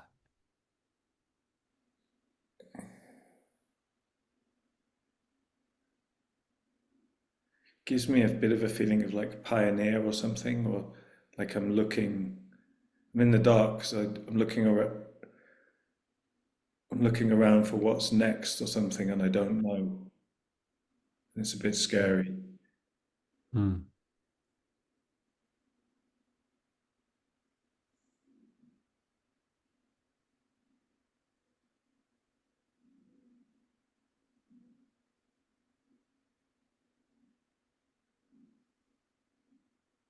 bit alone. I wondered if that sense of like looking for what's next or pioneering feels like emergent or maybe what you've done before when you was in this place of darkness or uncertainty.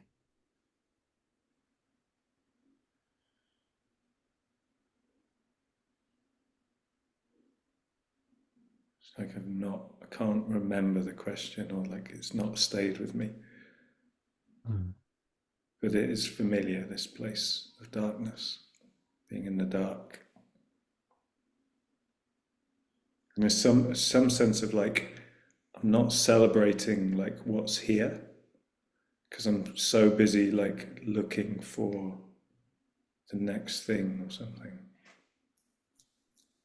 And yeah, what's that like, the looking?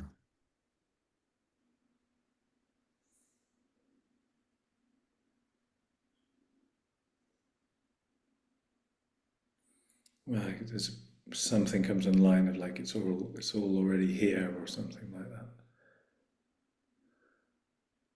I Like there's get nothing to find. I get an interesting, surprising image. I wrote a story a few years ago, like a fantasy novel thing. Just just didn't only a first draft, but there was a bit in it where uh, one of the characters was in the dark, and then suddenly, like, after being in it for a long time, almost falling asleep in it, or like there was like a door opened up. Yeah, it was connected to a memory of her mother actually, and a memory of her mother came up, and she started crying. But then released, and then this door opened up with a blue light, and then she went through, and it was like a whole new wonderland of like whole new, unbelievably vibrant life. Yeah, I get the pain of like not having that right now. Not that I would say I do have a very vibrant life, but yeah, when you describe that, it's like something's missing. What's the dark like? Is that internal or like?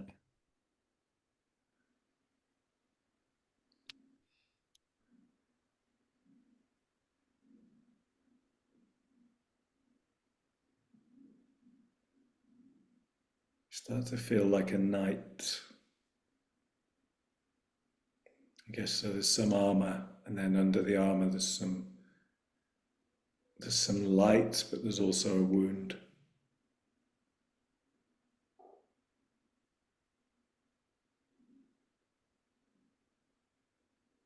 Are you like walking around the darkness, or are you stationary, or like, or are you even inside the darkness, or is it a vague sense? Well, now it's more like the life of a night or something, like there's a lot of uncertainty. Mhm.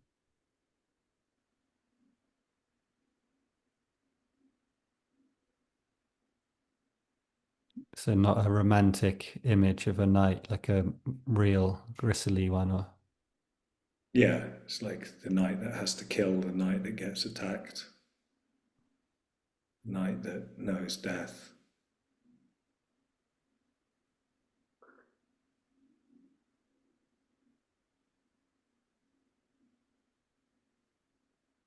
I feel some sadness or bleak. The night that's aging, but still feels like a lot of work to do. Good work.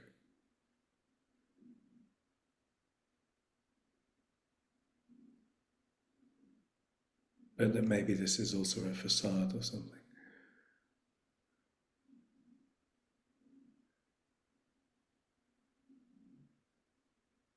But aging, I've had some impact on that.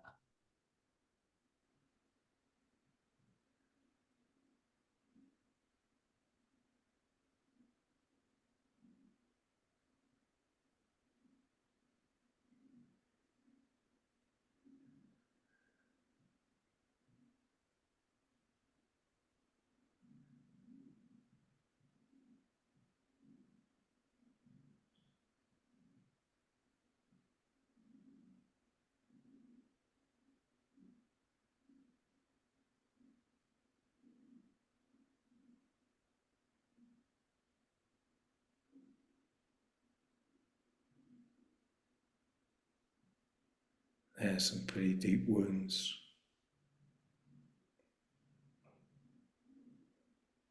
What kind of wounds? Like what? How do you sense that?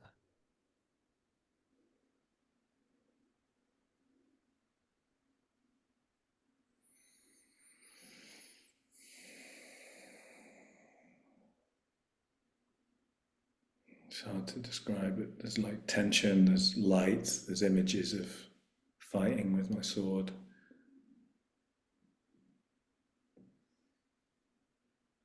There's a tiredness of like being in battle a lot, or being on the horse,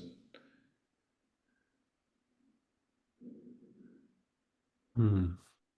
and like some knowing of like it's gonna end in death or something. Like So somehow I can't enjoy the good things or something. Like I know they're there and I do appreciate them, but it's like there's all this other stuff I have to take care of. has a lot of impact being with you, like on my face, like it's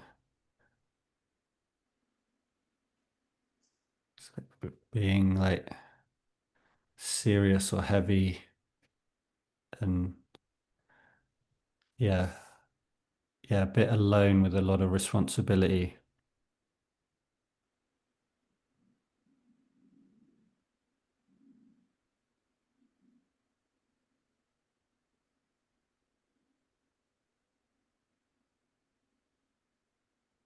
Yeah, coming back from battle, and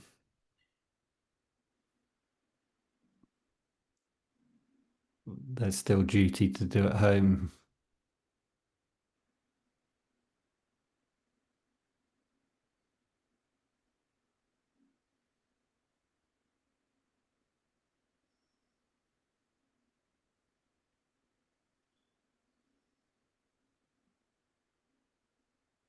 Yeah, now I feel a bit of a warrior spirit.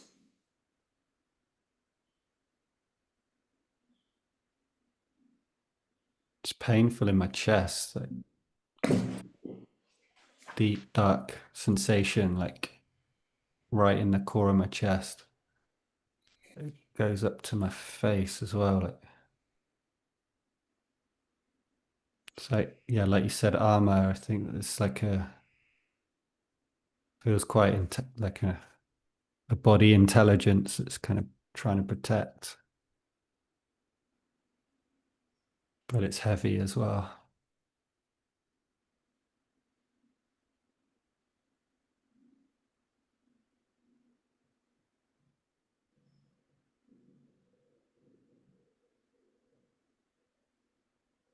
Do you know what you're battling against?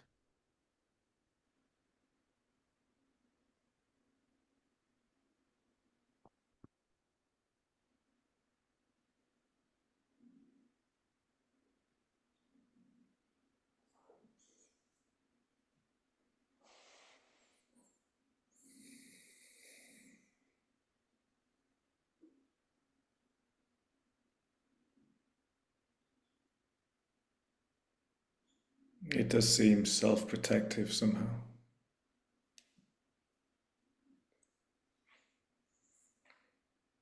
But then there's also some sense of purpose, like it's also seems like it's not just for me or something. Like it's Get for re- I get really tense now, but it's like feels subtle body more than all over tension.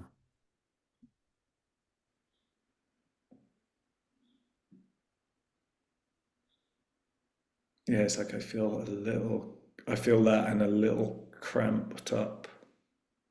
As if I'm having to take slightly less space than I'm meant to or something. And then there's energy to fight or something to like at least keep the space I've got now.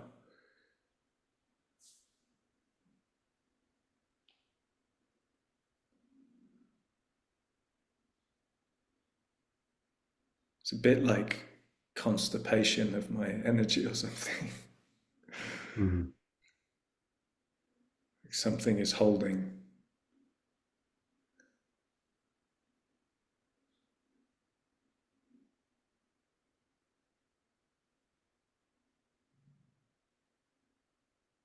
I start to feel my liver and like it can feel like a wound, but I switch between it's a wound and actually it's an intelligence. Like what's it trying to say? What's what's happening for that to be there?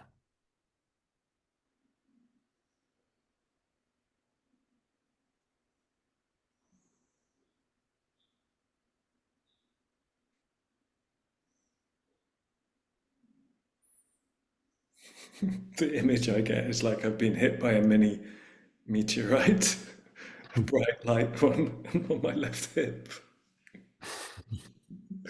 And somehow it Mm. wounded me a bit, but it's really good. It's got star energy or something. Mm.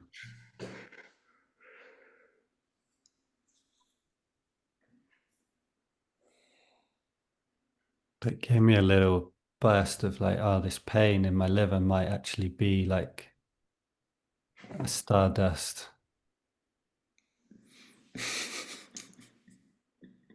or like something that I couldn't imagine now.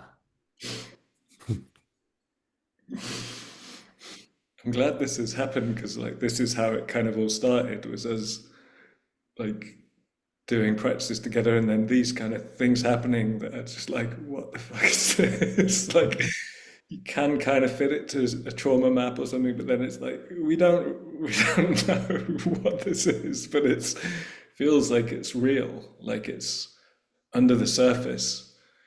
Yeah. Like this feels useful for me. And some kind of like excitement.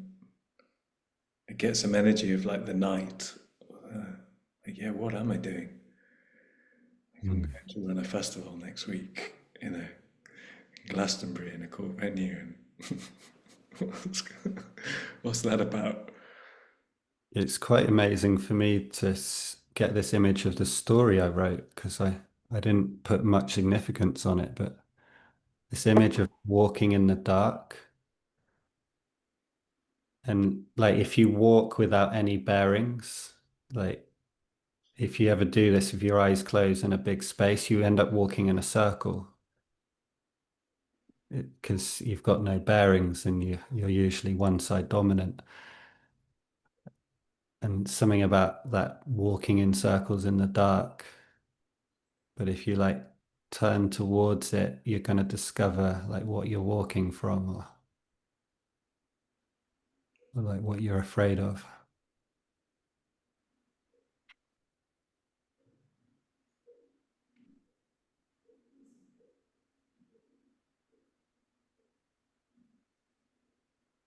I do get a sense of death and decay, Mm.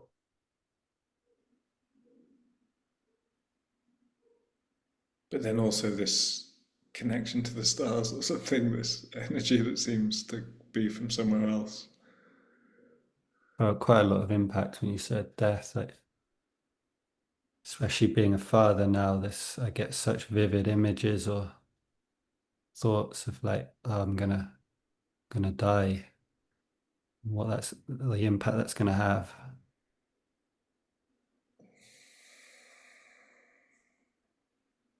And then at the same time, I'm getting flashes of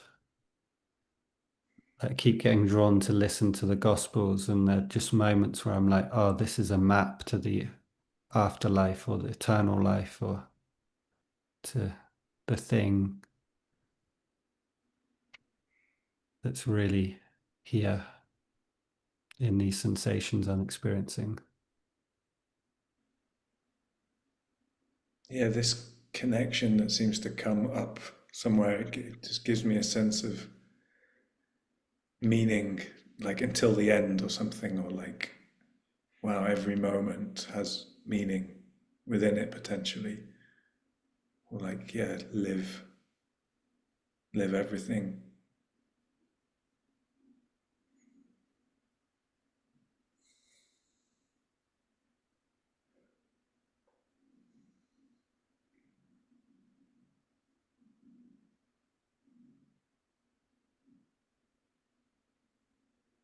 I just got a more personal sense with you of like, oh yeah, death is going to be a goodbye, quite a profound goodbye.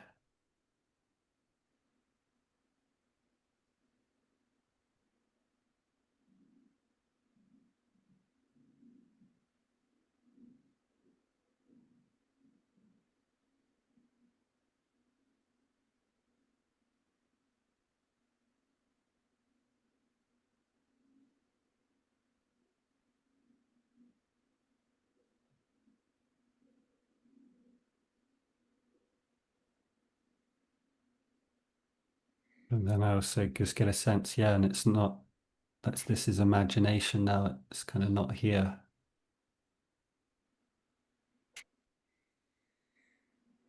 Still carries a lot of meaning for me. Yeah, I get a lot of feeling here.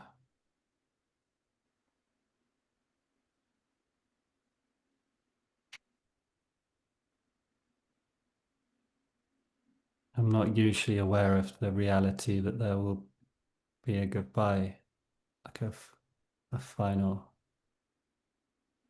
I mean, I don't know what's next, and maybe that's the most exciting adventure is after that. But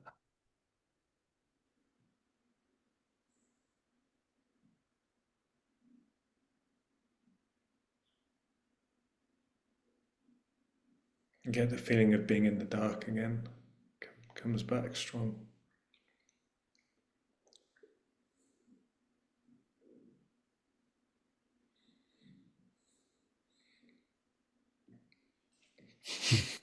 I get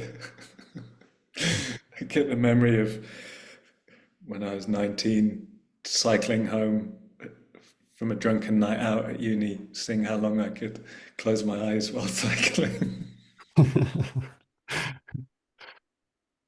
yeah, like an instinct to feel the closeness of death or something. Something amazing about that. I never crashed, but I had some near misses. Yeah.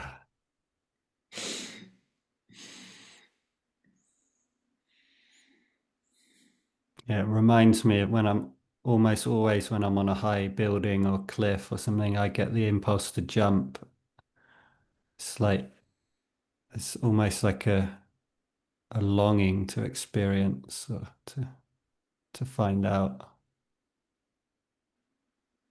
But maybe what Freud was saying, like there is a longing to end the Death drive. yeah the battle or the hardships that come.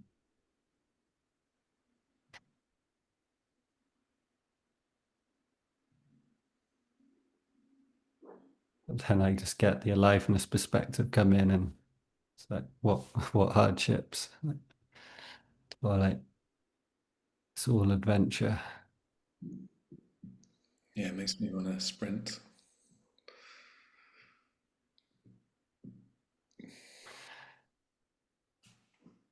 Pleasure to be with you today. And Should we sprint over to dinner? yeah, enjoy the sunset here in Portugal. Yeah, I'll see you in the front. I'm wondering about saying something to the listeners as well as a way to close, like some thing of like, yeah, what's our organization about, or like what's our invitation, or what how do we want to collaborate with people, or what do we want to invite them into, or Mm. so many different things. I guess my hope is people would just be touched by certain things and want to join any of the things we offer, or but it's more than that. Like, why?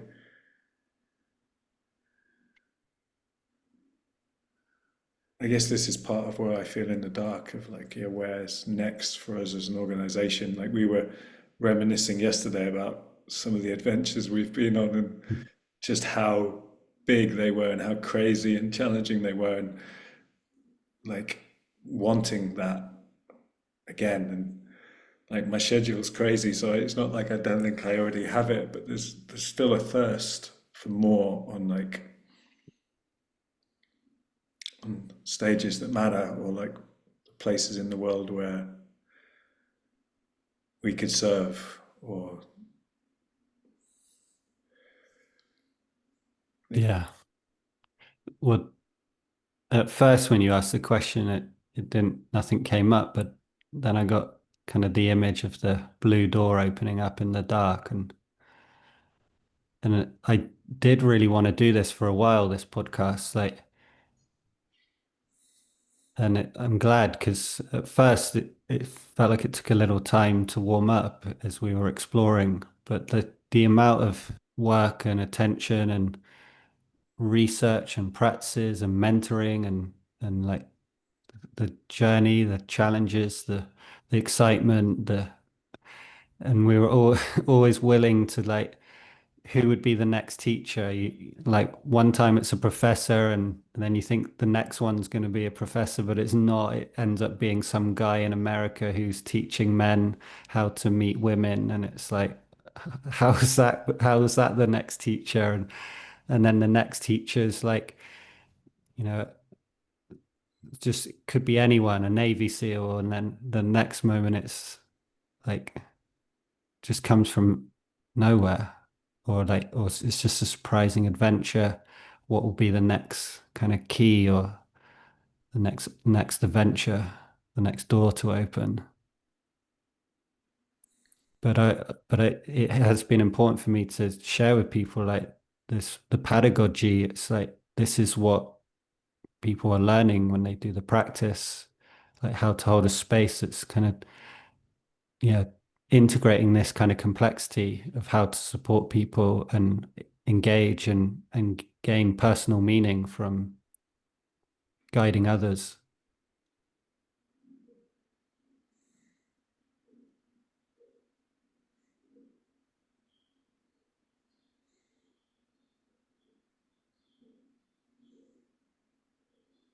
Yeah, I want more of it in the world.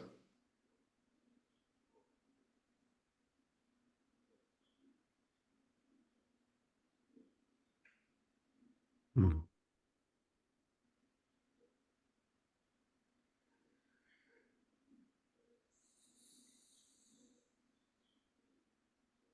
I feel more of like a readiness, willingness or something, but ready for what the world wants to give me next or something.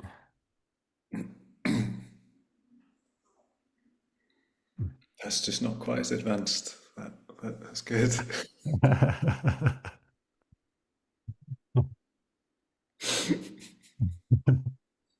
It'll get me by.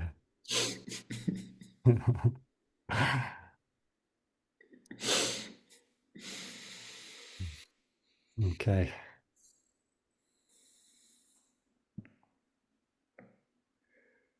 Are you up for dinner now? Yeah. Send it here. Bye for now. See you.